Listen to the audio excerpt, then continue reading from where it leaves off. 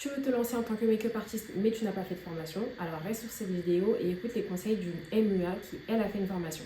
Je me présente, je suis Inès, make-up artiste et j'interviens sur des événements, sur des campagnes de pub, sur des tournages et de temps à autre je fais aussi du coaching auprès de marques de cosmétiques. Alors je tiens à préciser que sur cette vidéo ce ne sera pas des conseils techniques parce que j'imagine que si tu souhaites te lancer tu es déjà prête de ce côté-là, mais je pense que ça pourrait toujours être l'objet d'une potentielle vidéo plus tard. Le premier point c'est l'hygiène. Il faut que tu aies un protocole d'hygiène strict, que ce soit lorsque tu prépares une prestation ou durant la prestation.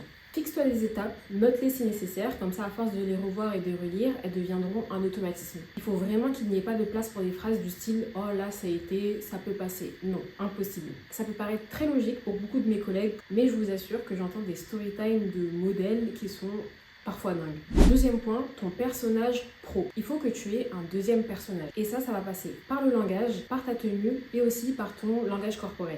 Et pour que ça devienne une vraie habitude, tout comme pour le protocole d'hygiène, il faut que tu sois pro pour tout et pour rien. N'attends pas d'avoir ton premier client ou même ton premier vrai client pour commencer à avoir des tenues pro, un langage pro, des formulations de phrases par exemple par message, par mail, etc. que tu t'apprends à utiliser par exemple, il faut que tu aies des tenues réservées pour le travail. Même pour celles qui travaillent depuis la maison ou depuis un studio, vous vous sentez un peu comme chez vous, c'est vous qui gérez, etc.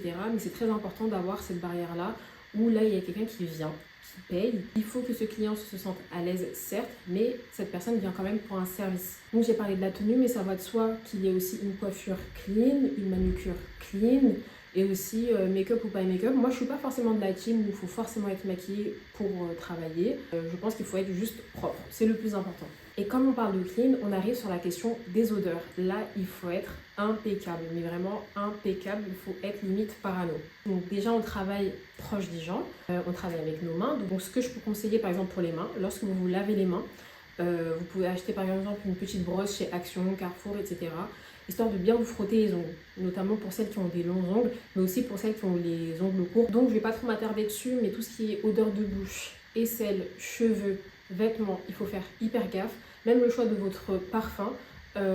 Évitez par exemple les parfums trop forts, vous ne savez pas la personne sur qui vous allez tomber. La personne elle peut être sensible, par exemple lorsque vous faites des vibes. Ce sont des personnes qui sont très exigeantes, pour pas se prendre la tête, prenez quelque chose d'assez neutre. Moi je prends une odeur qui est proche d'une odeur de lessive on va dire, ça va, c'est passe-partout. Pour le langage, je suis pas revenue dessus. Oui, il faut mettre les clients, les modèles à l'aise, donc il ne faut pas que ce soit un langage trop soutenu, dans le sens où il ne faut pas que vous mettiez trop de distance, parce que vous pourrez paraître froide et mettre mal à l'aise la cliente ou la modèle, mais il ne faut pas que ce soit familier non plus. On n'est pas là pour rigoler, sauf si par exemple vous avez l'habitude avec telle ou telle personne, là c'est particulier, mais là on parle du principe que voilà, il faut en fait un standard avec lequel on part. Tout ce qui est type de langage, on les supprime, les bas, les en fait à répétition, les du coup à répétition. Et pareil à l'écrit, pas de faute d'orthographe. Vraiment faites le max, relisez-vous lorsque vous répondez à des mails.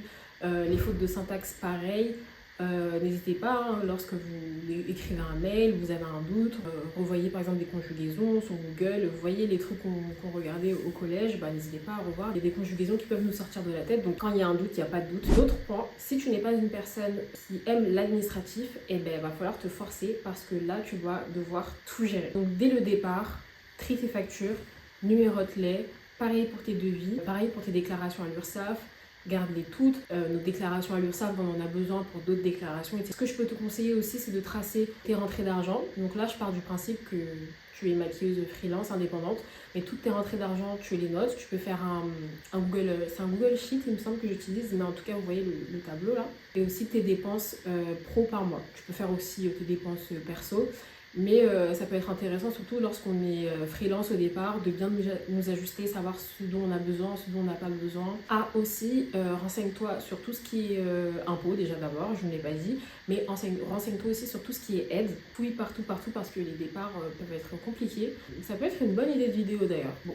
On verra. Alors, j'ai dit que tu te lances sans faire de formation, mais n'hésite pas à te forcer d'une manière ou d'une autre. D'une manière ou d'une autre, je sous-entends. N'hésite pas à faire des petites formations, par exemple lorsque tu as commencé à travailler pour améliorer un aspect de ton travail ou te former toi-même en te renseignant sur quelques trucs. Exemple, la première chose à laquelle je pense, c'est les différentes cultures.